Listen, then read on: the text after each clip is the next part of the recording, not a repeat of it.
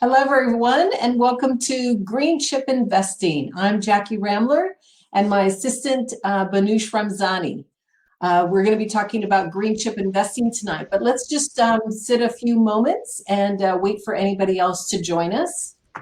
We've got a few people in on the presentation tonight, but let's just make sure that we don't get started and leave people behind. A couple housekeeping items. It might be a good idea if you mute your sound just while we're doing the presentation. If you do have any questions that pop up and want to ask them, if you can go to the top right corner and there's a chat tab. If you click that, then you can type in your question below and then it'll come up, and then Banush can ask me any questions as they come up during the presentation. We do want it to be interactive. We're a small group, so we might as well take advantage of that.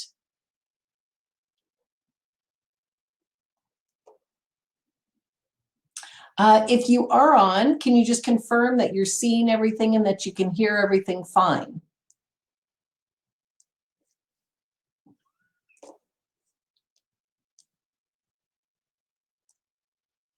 Is there? The screen, there should be an icon with the microphone on it. So if you push that button, it should get mute. I hope it helps.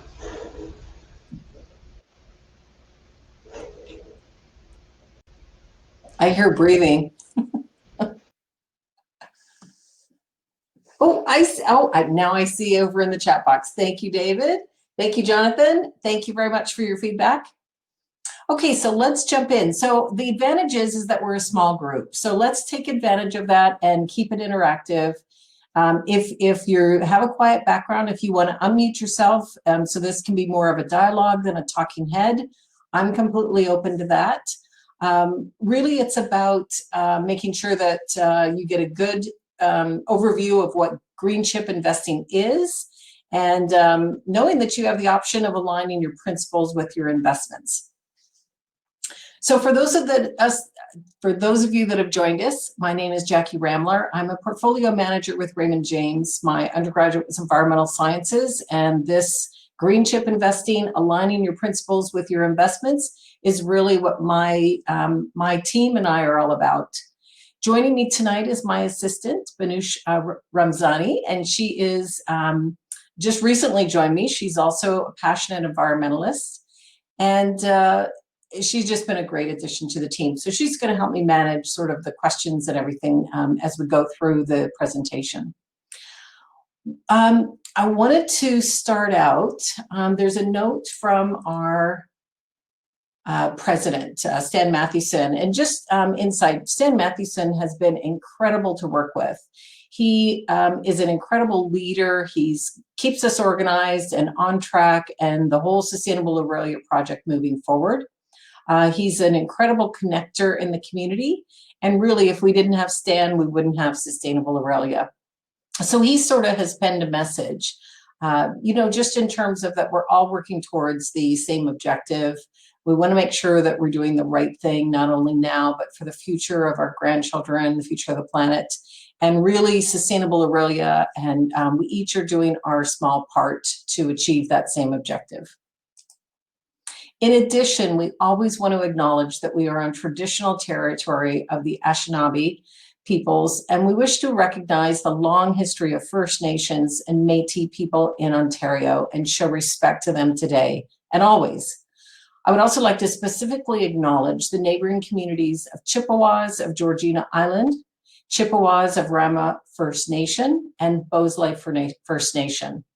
This is especially close to me. I grew up in an adopted family, and my older brother was from the Cherokee people. So we want to kick off a question right at the beginning. We've got a little poll, so let me see if I can pull this up. Where's our poll? Here we go. Can you see the first poll in the poll section? Do you have your portfolio perfectly aligned with your portfolio or with your principles? So really just a yes or no. We wanted to get a feel for if you are already doing this. So if you just want to go into polls, click your answer.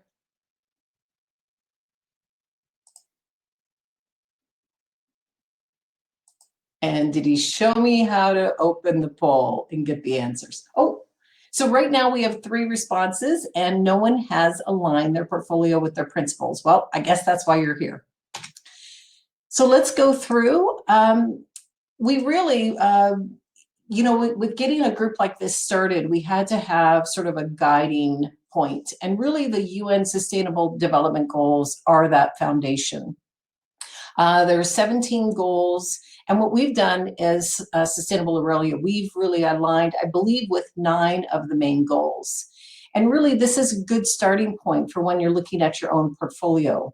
What are the goals that resonate with you? And what are the ones that you can sort of measure and screen for companies or managers that you put in your portfolio?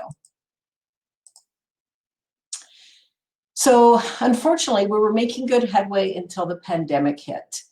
Some of the things that popped up was COVID-19 could lead to 400 million job losses in the second quarter of 2020. I think we've already passed that.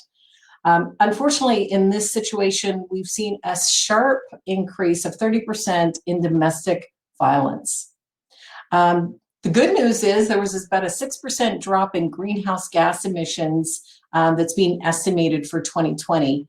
I don't know about you, but I remember seeing the pictures of, some of the bays. I believe it was Venice, where the porpoises were actually going from the Mediterranean into the canals of Venice, because of course, Venice is a very tourist-driven community, and it had dried up. But there are still some really alarming statistics. 71 million people are pushed into extreme poverty in 2020. This is especially in the developing nations.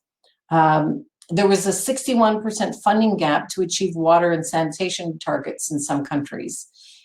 So while we did see a drop in greenhouse emissions, it was not all rosy. So really what I find is that it's almost like an alphabet soup in terms of calling the, different names the same goal. Ethical investing, green investing, impact investing, social investing, responsible investing. There are a lot of things that this is really called, but it's really aligning your portfolio with your principles. And we've decided to really term it green chip investing. When I moved to Canada 20 some odd years ago, I remember blue chip thinking. That was Midland Walwyn's tagline. And to me, it made a lot of sense to just sort of shift that and use that in this context. Green chip investing is really more than what you think. It includes not only the environmental, such as greenhouse gas emission reduction, environmental products, water consumption reduction, but it's also social issues, making sure that people can earn a living wage, looking at the consumer market and the whole, supply chain of retailers. Some of you may remember the Joe Fresh labels that were being, showed in I believe it was an Indian industrial building that had collapsed and killed several people. So it's really important that companies are aware of and know who their production partners are, so that they're not aiding the problem and that they're helping create the solution. And then the other area that's really taken off is governance. And this is really at the corporate level. Many years ago, it started out with the banks in Canada, and that was say on pay. Shareholders decided to start exercising their voice around what the pay increases were on CEOs and executives within the company. They wanted to see more shareholder involvement, and they wanted to drive more around the board independence versus being a collection of, good old boy situation. The other good thing is that they've really seen that with the advent of a more gender and racially diverse board, that those companies tend to be more successful. So here's another question. Which aspect of ESG is more important for you? So I think we've got here we go. We've got another poll. So take a moment and give us your feedback.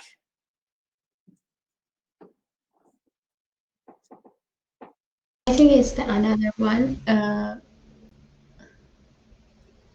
Which aspect of ESG screening? Oh, you're right. I apologize. I just posted the right one. Oh, thank you.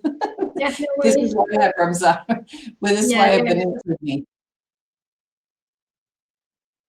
Okay, we've got one answer. Let's see if there's any more coming. So everybody has said that environmental is really the driving force. We've got one social, 5 environmental. So really it's a mix. Most people tend to think of environmental when we're talking about green. And I guess that makes sense because we tend to think of the environment when we're talking about green issues or green ship thinking. But really it includes social diversity, inclusion, and management and governance. It's really about the whole package. So thank you for sharing your answers with us on that. So, is green investing right for you? It is one of the fastest growing investment categories in Canada. I've been involved with ESG, a good portion of my career with investments. There again, my environmental background sort of led me into this. I can remember moving to Canada 26 years ago. I'd sold a house, 2 cars, I had money to invest. I had to wait a year for landed immigrant status. And I remember going to, unfortunately, a mutual fund advisor, asked him for an environmental portfolio. He stuck me in the Clean Environment Fund, which sounded great, until I sort of looked under the hood. And suddenly I saw that there were, fossil fuel companies and companies that I just didn't align with my values. But, unfortunately, he put me in deferred sales charge and I was stuck for 7 years. So it was sort of like, it was like a thorn that was poking me every time I looked at my portfolio. And unfortunately, after 7 years, it hadn't made any money. So I actually had such a horrible experience that I left and thought, okay, I can't align my portfolio with my principles. I'm happy to say that things have changed in 26 years and that things have gotten better. And now we're really seeing managers that are really stepping up to the plate and doing some really positive things in terms of screening. So it is very forward focused. It's an extra layer. Initially when I approached green investing, I thought, I'm doing the right thing. But as a portfolio manager, all the responsibility is on my shoulders in terms of how the portfolio does. And suddenly I started to see this as a risk management tool. For example, there are several of the fossil fuel companies in Canada that have tailing ponds that are on the floodplain of the Athabasca River. And I've been saying for years that that is an environmental disaster waiting to happen. Just 2 weeks ago, I saw an article in the newspaper and it was talking about how, what do you know? They can now prove that the tailing ponds are leaching into the river. So even if we don't have a flood in the next while, it's still impacting the river. Why you would ever put a tailing pond or anything like that on a floodplain is beyond me. But hey, New Orleans exists and it's built on a delta. So I guess we shouldn't ask those kinds of questions because tons of people live on deltas and on floodplains. So it is a risk layer that is added to the portfolio. But it's really about not only doing something positive, but it's about feeling good about our investments. And they've started to do quite a bit of research around this. 9 out of 10 investors say they consider their overall values while they're making investment decisions. What I found is that the majority of my clients aren't even aware that it was an option. Once they find out it's an option, once they learn about how I apply it to the portfolio, they're much more eager to learn more about it. Now, this is looking at an environmental manager in comparison to the broad TSX, the SPX index. So the blue is the environmentally screened portfolio. The red is the broad Toronto Stock Exchange. Now, one of the reasons why the environmental social corporate governance portfolio has done so much better is primarily because energy Banks, they've not done as well during this environment. Resources are down. The really traditional companies, that is the majority of the TSX, really have not performed that well. On the other hand, the more forward new economy companies that tend to be cleaner by nature, not always, but tend to be cleaner, have done much, much better. While we're at it, before I'm just chatting away, are there any questions? One of the questions came out, will the presentation be available after the meeting as a PDF file or as a PowerPoint? We can certainly look into that.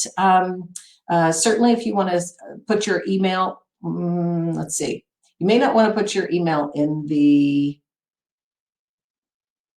we will think about, Banush, we need to figure out how we can get the information to the attendees, because we don't have an attendee list or anything for privacy, but we will come up with a solution. Okay. Thanks, Stefan. Was that Stefan or yeah, Stefan? Yes. Thank you. Global assets are growing at an amazing rate within the ESG space. We can just see, now Europe is far ahead of the United States, Japan, Canada. We're still pretty small, but we're small relatively anyway. Europe is, though, definitely further ahead, and they are really embracing not only renewable energy, but also socially more corporate governance and the overall principles of the UN mandate, the 17 SDGs. I think, though, we can catch up. So in terms of which is the most important factor in expanding green chip investing? Do you want to put that, Banush, that question up, that poll?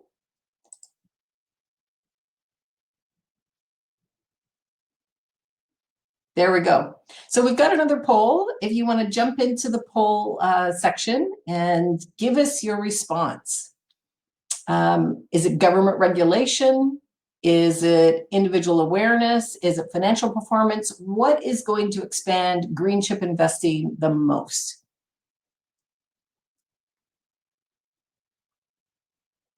Financial performance. Exactly. I mean, we don't mind, investing in our principles. We just want to make sure that we can still reach our goals of retirement security, putting our kids through school, whatever our financial goal may be.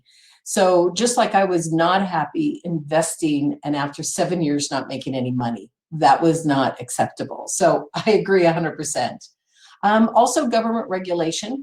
Now, you may not be aware, but actually the pension laws in Canada changed, I believe it was 2016, where they actually required that pensions that are running, or pension boards that are running pensions or endowments or foundations for large organizations, they need to make sure that the investments are aligned with the principles of that organization.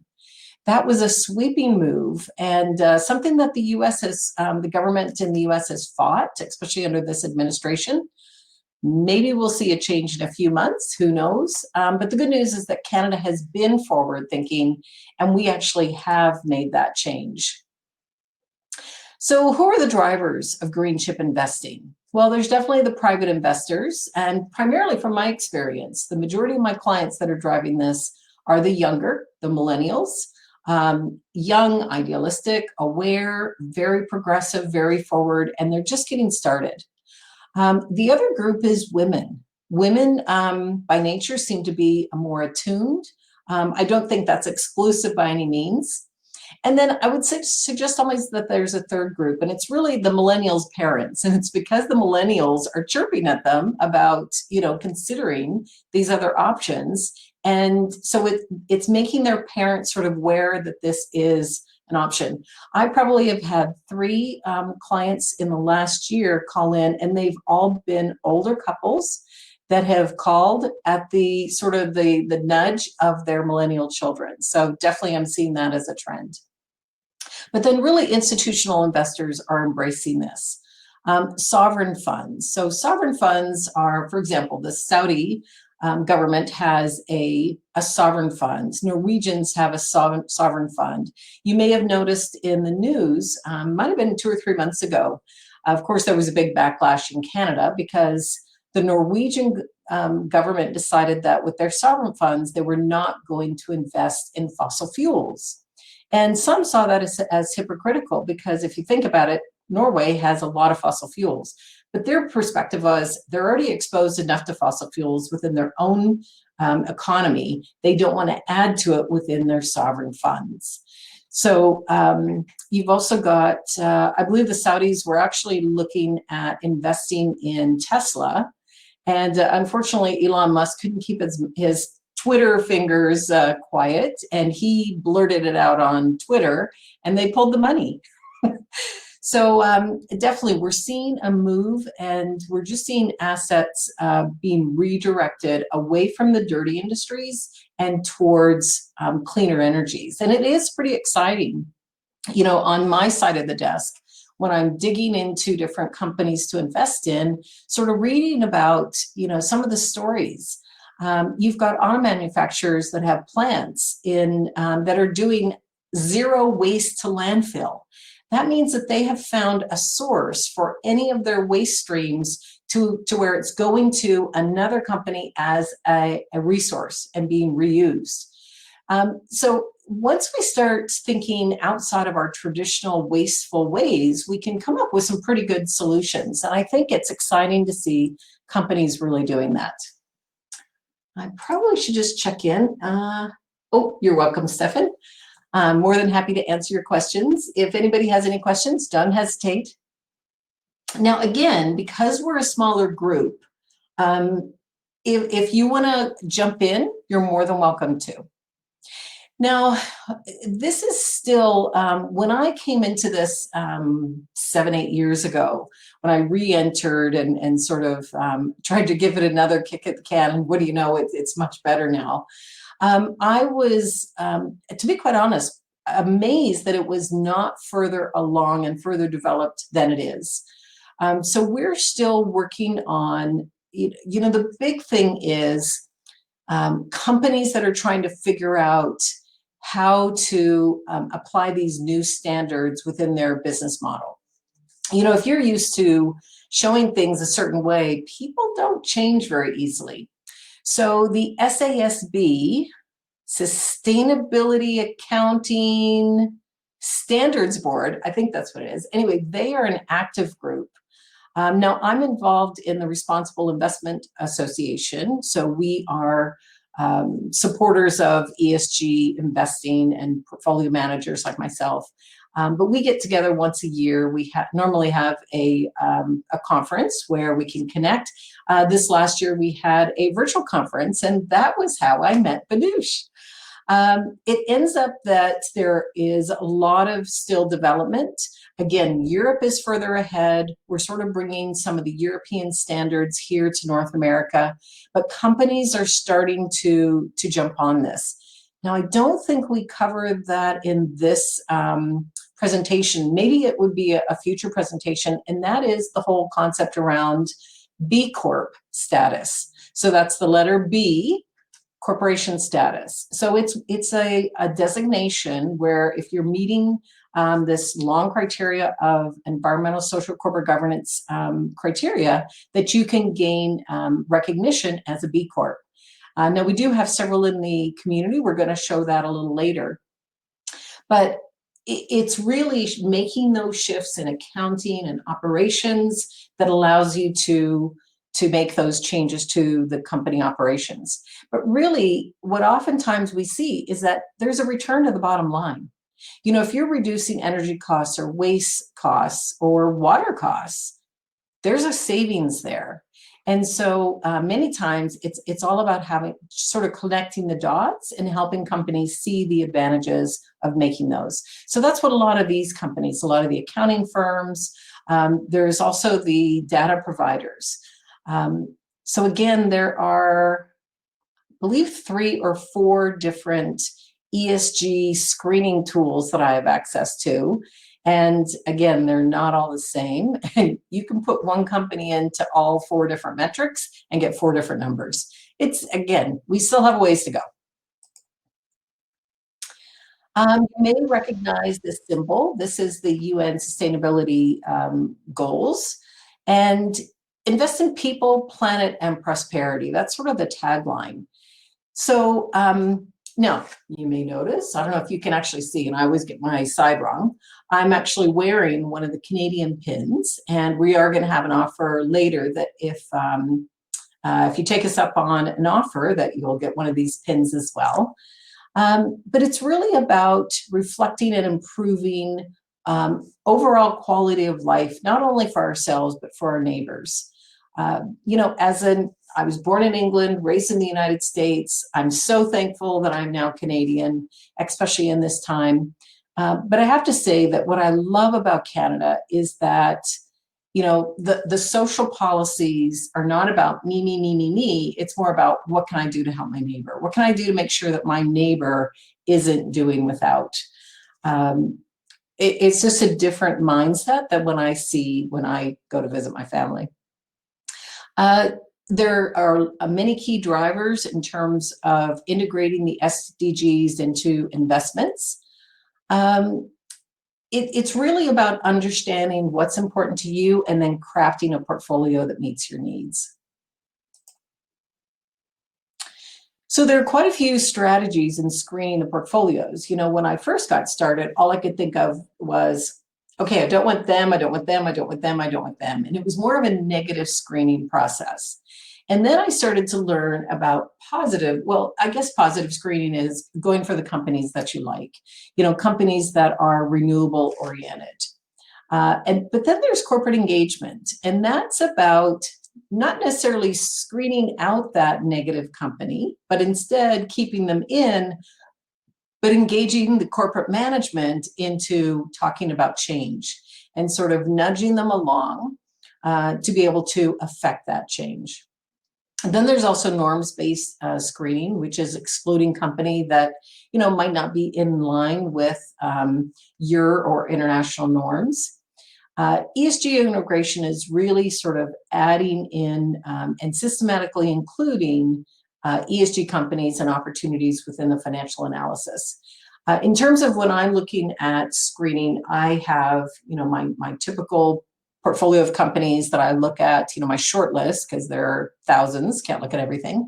And then I include, you know, along with the price to earnings ratio, along with the 6-month growth rate, along with earnings per share growth, I'm also looking at what's their ESG score, so that I'm relatively looking at companies that are outperforming the bad apples.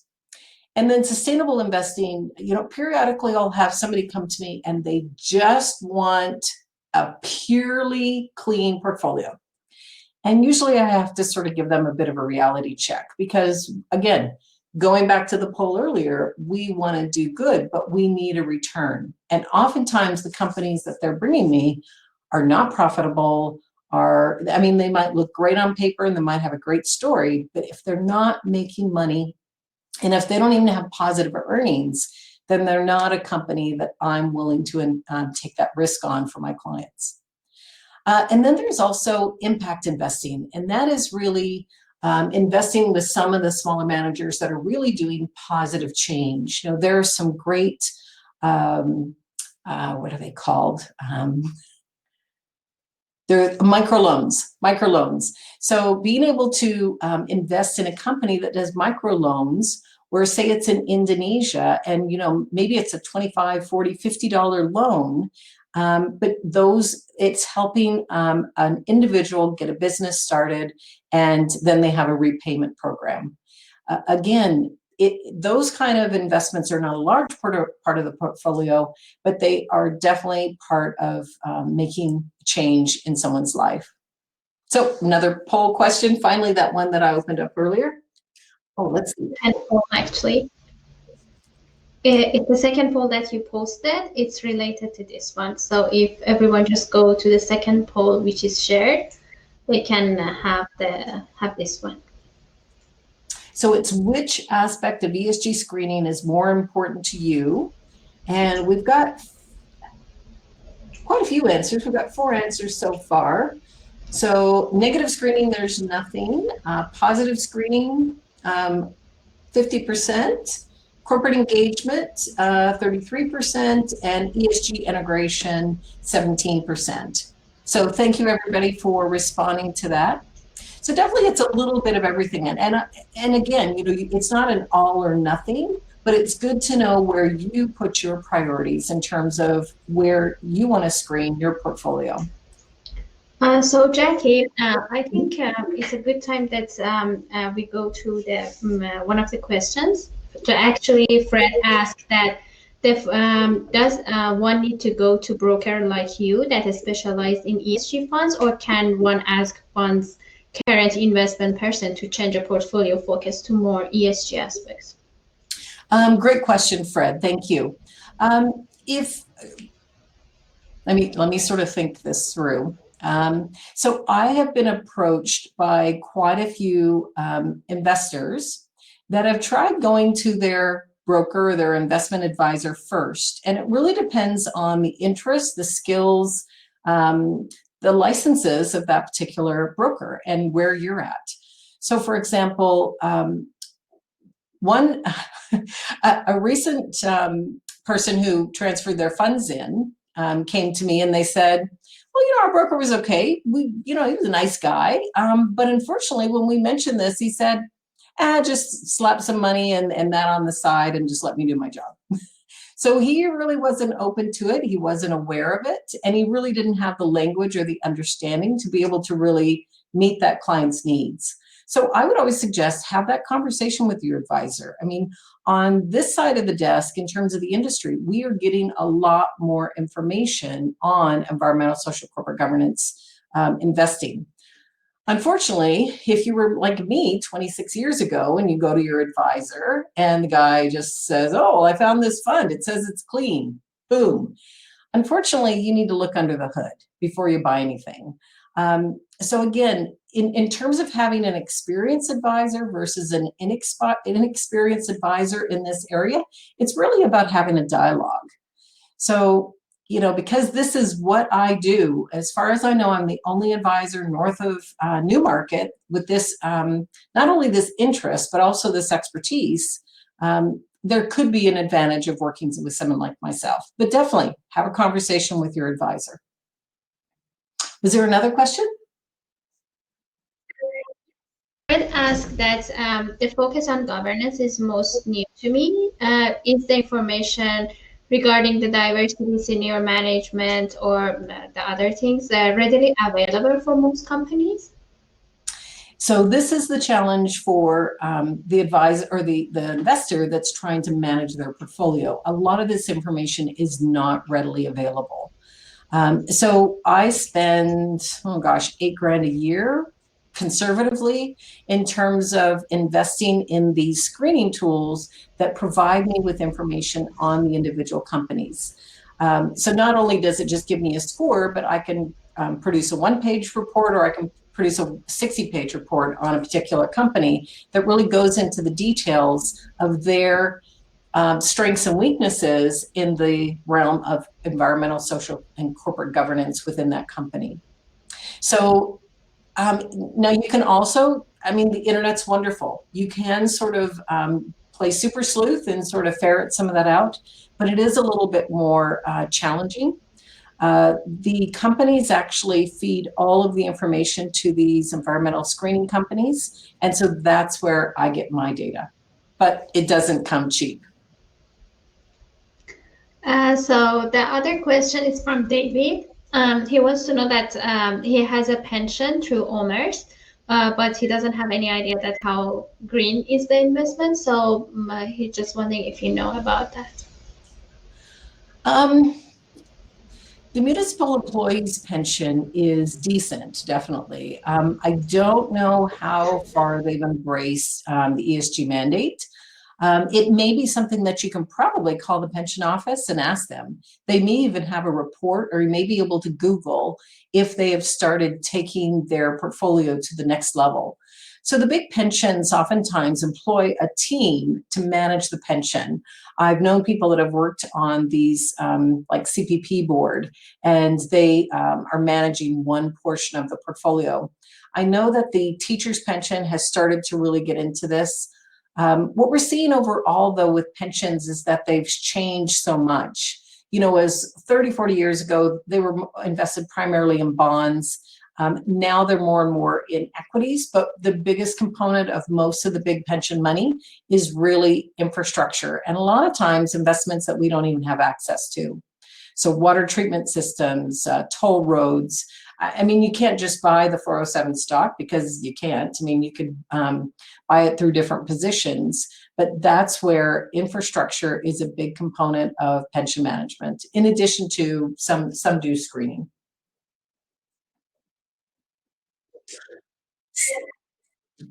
Has the suggestion that we just share our email address, so everyone who is interested to have the maybe to contact or have the PowerPoints. Yes. Yep.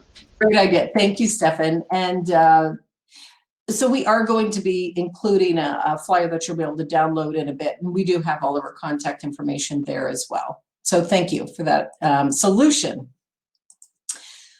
So integration of ESG factors into the valuation framework, it's really just one process. And it really, this is where when I'm doing this for clients, I'm really looking at the client priorities. So we do have a couple additional tools that we use to work with clients in terms of what are your priorities? What are areas that you just want no exposure to, so that we can then make sure that we are providing our clients with the kind of portfolio that's important to them. So really it's looking at ESG issues, the transmission factors, what are the regulatory risks, the operational risks, reputation, the brand of the company, the innovation. So for example, one of my clients came to me and they wanted exposure to nanotechnology.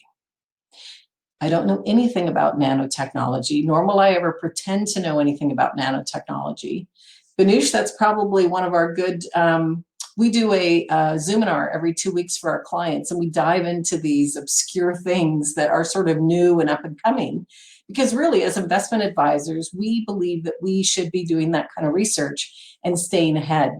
So since we launched this at the beginning of the pandemic, which was really to stay in front of our clients, you know, out of all the concern over what was happening around us, it sort of has morphed into a really great educational piece. So we're going to look further into nanotechnology. But the point of my story was that he wanted access to nanotechnology companies. Well, I don't do startups, I don't do high risk, I don't do venture portfolios. I'm really looking for solid companies that are putting research and development into this. So what I found was that there was a particular company, well-established, household name. They were doing some of the research into nanotechnology and how it could apply to their business. So rather than find some obscure company where all they did was nanotechnology, I went with one of the big guys. And what that does is it reduces the risk. They also have plenty of other businesses within their model, and they were already profitable. So that's some of the things. You might want to invest in innovation, but word of caution, it can be high risk unless it's with the right kind of company. And then there are the financial drivers. Cost, you know, we want to make sure that our clients are getting a cost-efficient portfolio. That's something we're going to offer later at the end of the program. But it's really, we want to make sure that your costs are fair. We believe in transparency. We show our clients every cost and we add it up so that you understand exactly what you're paying. So many advisors don't do that, and I think it's to their detriment. Cost is important because if you can't measure it, you can't manage it. And we really work hard to management. We, as our clients grow and hit different milestones, we have the ability to lower costs. So we are always cognizant. We're just in the midst of doing quarterly reviews right now, this in October, third quarter, and we are looking for, have any clients hit over that milestone to where we can lower their cost. We don't wait for our clients to tell us, we want to be proactive. But then there's also tax. We want to make sure that our clients are structuring their portfolios in the right way and putting the right investments in the right tax shelters. an RSP, tax receivings account, tax shelters, right? And then reinvestment rates. But really, it's a whole valuation process that we go through to sort of shortlist. So we have a top 20 clean portfolio, and we've put it through, all of the companies have gone through this kind of rigorous review. Green bonds. Green bonds are probably the biggest opportunity out there. There are many companies, many smaller companies that are starting to do them, but they are so hard to find. A green bond is really anything that, is earmarked for a green or clean project. So whether that is, building an extension on the TTC down in Toronto, whether it's putting in a water treatment plant to replace, whether it's, improving the water main system, any of those kinds of projects can qualify as a green bond because they're increasing efficiency, providing clean water, clean transportation, more efficient transportation, reducing greenhouse gas. That's really what it's all about. Now, again, Europe is way ahead. They have over $100 billion in green bond issuances.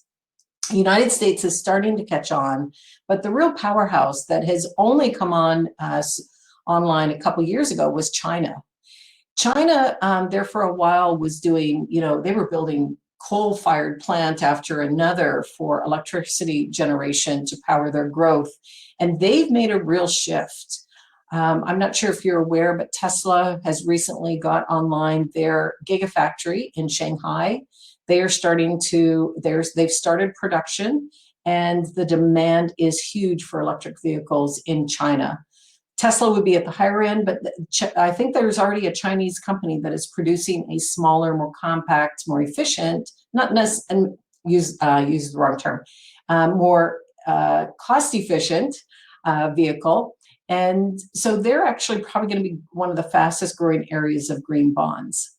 We are 10th globally in 2018. Hey, not bad. But we've already produced over 15 billion in green bond issuances. So CPP, as I had mentioned, is at the forefront of sort of morphing their portfolio to be screening for ESG issues, which is very encouraging because that represents all of us, right? But one of the challenges as an investor or as a portfolio manager I have is that I can't get in on any of the green bonds.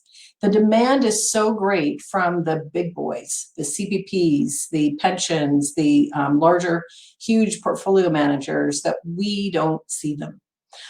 Rarely do they reach our desk. Hopefully that will shift in the coming years as that starts to pick up. So here are some of the companies that are sort of greener or sustainable companies by region. And certainly this is not an endorsement. Only 2 of these are in my portfolio in terms of the top sustainable companies. So I definitely am not endorsing that. I'm not telling you to run out and buy them by any means. Some of them you'll recognize. Cisco. Algonquin is a Canadian utility. Primarily, they're electric, but they also do primarily renewable. You see Tesla, Microsoft, NVIDIA, Nextera Energy. So there are some companies out there, and it's really about what is the right kind of portfolio mix for your portfolio that meets your time, your objectives, your return goals. So, but we just wanted to show you that there are definitely companies out there that can meet your needs. Now, not everybody is at the point where investing in stocks makes sense. If you're under, my threshold is when I start graduating my clients into holding individual securities is usually over the 100,000 mark. Because if you think about it, a cost-efficient trade is around 5,000 to 7,000. You don't want more than 10% of your portfolio in one company. So usually at 100,000 is where we start adding in stocks. And over time, that starts to lower the average cost on the portfolio. But ETFs are now coming out. Again, you sort of need to look under the hood, take a look at the performance, take a look at their track record. What I've learned in my years of experience is I do not invest in brand new investments, whether it's unless it's a well-known company that we've sort of seen for a while, but I don't invest in brand new ETFs unless they have a converging manager that I've been familiar with in the past, brand new mutual funds. And so the challenge is that there's all these new, because this is becoming a big trend, everybody and their brother is trying to jump on the bandwagon. So make sure you understand what you're investing in before you push that button to invest. And again, here's just some of the ESG ETFs that are coming out there. Some of these are US, some are Canadian. And so again, you need to make sure that you've got a Canadian investment if you're buying it into you can put US investments into a Canadian account. So you can buy ETFs and stocks, but you can't buy US mutual funds. How are we doing on questions? Few questions. One from Gordon. So, do big investment firms, banks like RBC, typically have positive screening ESG tools on hand? Not that I'm aware of. You might go online and take a look. Now, one of the publicly available screening tools is Morningstar, but they've really shifted recently. So unless you're paying for a subscription, so I pay a couple grand a year to subscribe to them. They actually got Sustainable, so they've actually got a screening tool within Morningstar. But unless you're subscribed to them, I'm not sure that you can see all the information, but at least you can see some of the information on some of the funds and ETFs that are out there. I don't know that the banks have incorporated that into their screening process yet in terms of their online access, but definitely take a look. If you do see it, let me know, but I've not seen it yet. I can add that there is some ESG scores available on Yahoo Finance, but maybe it's not that much close to Sustainalytics or MSCI or other, more reliable sources, but there is something that is close to those numbers. So you can use it for free if you want. And then the challenge is understanding what their scoring method is and how it's relative to the other companies. If you say, like, if you tell me that, okay, this company got a score of 38. Well, if it's in one tool, that's a good score. If it's in another tool, that's a horrible score. So I have to understand relatively what's the scoring process of that particular system. Just something to keep in mind. And the other question is from Fred. So he's saying that he often hear from a company called SolarShare. So he wants your opinion on their share. Yeah, so I think every now and then I run across SolarShare. There's a couple, I think there's a magazine that I get that SolarShare pops up. And if it's the company, and I'll have to maybe check into this later for you, Fred. If it's the company I think it is, I did do a deep dive into it for a client. And I believe that I did recommend that they put a little bit of money into it, but let me follow up with you and confirm that that's the company that I did the research on. There are a few different solar companies, and the more this becomes a trend, the more people are going to try to take advantage of it.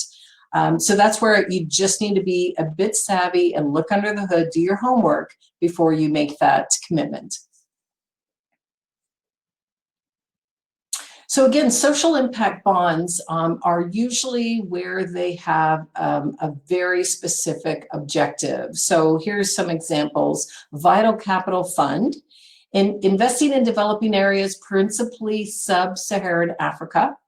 At an RIA conference a few years ago, I met this young man, and he was investing in engineering students in Africa. What he found was he was making loans to these engineering students. What he had identified was that engineering students, no matter where they're from, have the greatest chance of making that money back in terms of the investment in school. And so he saw them as a great way to socially impact somebody's life, by giving them a loan to be able to go to school, and that they had the best return. He had already had, I think, a few years invested, and he was already starting to have some of the students repaying the loans. I just thought that was brilliant. I mean, who would have thought of that at, falling asleep at night? I just thought it was an incredible idea, an incredible objective.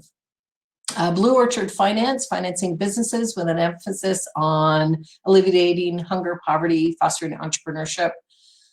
Food production education programs working on climate change issue. Very, very broad.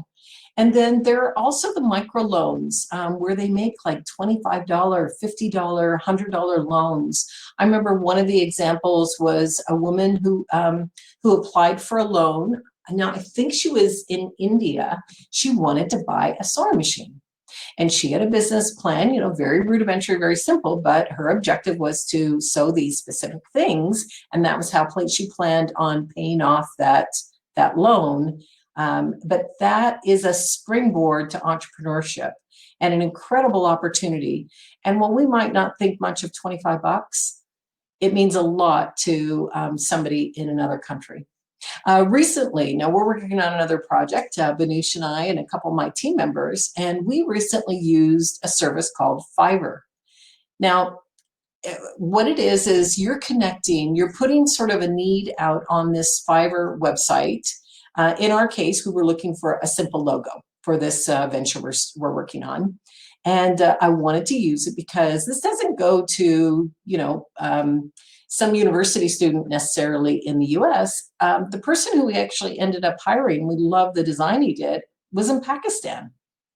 So we got a beautiful, well-executed, not only a logo, but also brand images and a mini video for $75, $80. I mean, I almost felt guilty that I wasn't paying more, but in context, that was a great contract for him.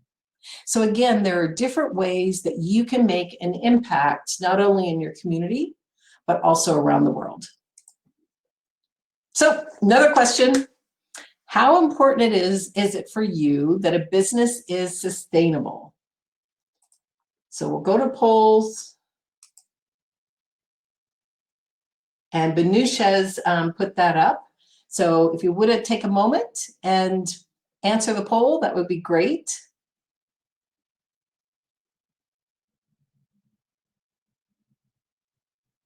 So definitely, we are preaching to the choir. You as a group are much more advanced when it comes to this being an important issue for you.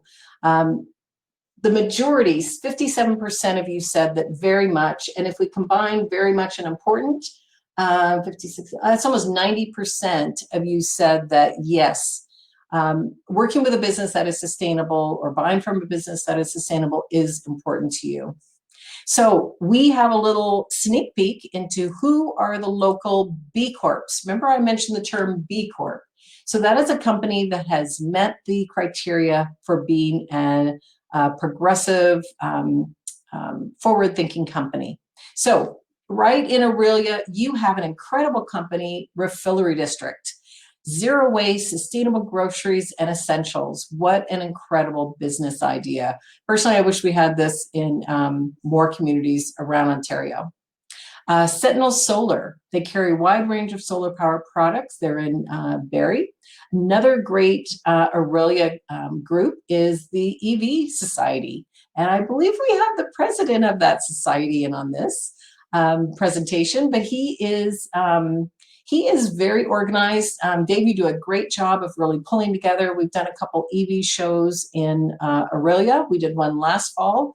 We did one recently this summer, and I think we're looking to do maybe another one. Bullfrog Power. Now, personally, as a business owner, I want to get as much of my energy from renewable sources. So I've hired Bullfrog Power, and they make sure that the energy that I get is coming from solar and wind power. What's another Aurelia company? Dress for Success. And I've actually donated to this group. I just feel like it's going to the right group, providing professional attire development tools to help women thrive in work and life, just right there in Aurelia. And I believe there's a chapter here in Barrie as well that I've contributed to. But as you can see, we have some really good companies locally. This isn't something that we have to always go to Toronto for. Sustainable Aurelia is really looking to build this community in the area. And certainly, while these aren't publicly traded companies that we can put in a portfolio, there's certainly companies that we want to do business with.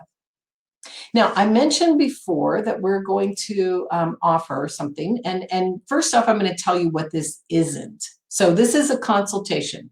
We're not going to sell you anything. This isn't a, convince, you come in to buy or just to find out something and you leave with something else because we pressured you.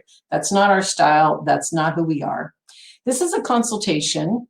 And so number one, we're going to go over, what do you have questions about? After this presentation, was there any question maybe that was related to you personally that wasn't appropriate to ask in this group? You can ask me anything. In addition, we're hoping then that you have a greater understanding of your current financial situation and how maybe you can morph your portfolio more clean or more green, your choice of adjective. Really, we're just going to give you a half an hour free, no obligation, private consultation. We can set it up as a Zoom call, and I can answer your questions. Only as an optional, no obligation, no requirement. We are offering, and we offer anybody this really, a review of your investment cost and performance on your holdings. We, again, using our tools, we can sort of look under the hood. We can also identify what all the costs are in your portfolio so that we can actually show you what you're paying.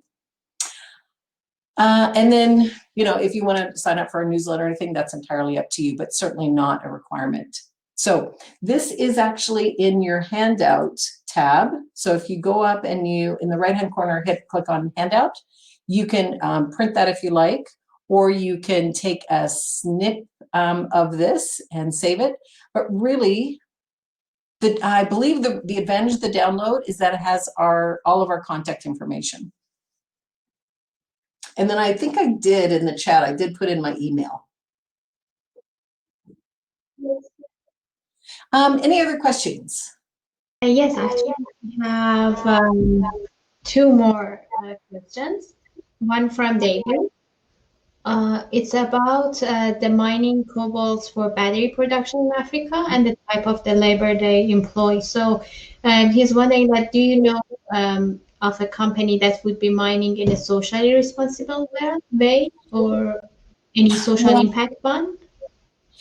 Cobalt has been a highly controversial issue because everywhere where it is mined, unfortunately, from what I understand, is that they're using, number one, they tend to be in brutal dictator countries. They're often using child labor. So the exciting thing about Tesla Battery Day in September was that the new battery that Maxwell has developed, that Elon Musk has bought out, is cobalt free. So, because they've not been able to solve the cobalt issue, and this is really stuck in our craw in terms of, yeah, I love my electric car, but I don't feel good about, that there is required cobalt in it and that it's causing this situation. So that's the exciting news out of Tesla. And really, they're looking to revolutionize the way that batteries are made. Apparently, they can now make them cheaper and quicker with this new process. And the best news, no cobalt required. So unfortunately, I don't know that I answered your question. I'm not aware of any company that is a better alternative for getting cobalt. As far as I know, they all sort of are a challenge. And the next question is from Gordon. So he's asking, when you say sustainable business, do you mean that the business, that it's as a business or just contributing to planetary sustainability? Right. So I think in the context of the question, it was definitely meant in terms of sustainable, just like we use the term sustainable, not contributing to the problem and can last forever. But I think you raise a good question, because also you want to make sure that a company is sustainable financially, that they have a solid model and that they are being managed well in addition to that. Let's see, anything else? Oh, you're welcome, David. Bye, Sandy. Okay, so that's the end of our presentation. Any other questions that have popped up?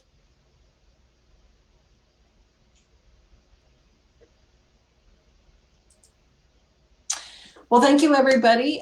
Certainly, don't hesitate to take us up on the offer. As I said, it will be nothing more than an open conversation. And certainly we can do some undercover work in terms of giving you more insight into your portfolio if you choose. Otherwise, we're always welcome to feedback.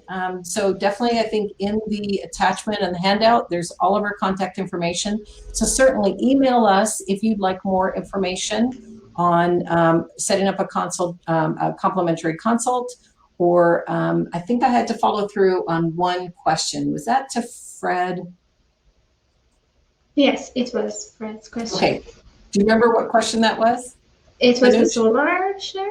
So that's right, the solar share. So I'll follow up, Fred, with you on that.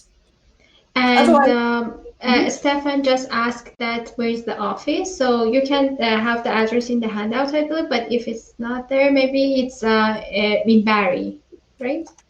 Yeah, I will do. So here's our phone number, 705-721-5919. So we won't call you, you'll call us. We won't bother anybody. Anyway, have a great evening, everybody. Thank you very much for joining us. I believe this was the first launch of the webinar series that Sustainable Aurelia is doing. We are always open to feedback that we can pass on. This Demio is the first time that we've tried it, and I have to admit, not bad. It worked fairly well. Anyway, have a great evening. Bye, everybody. Have a good night. Bye. Good night.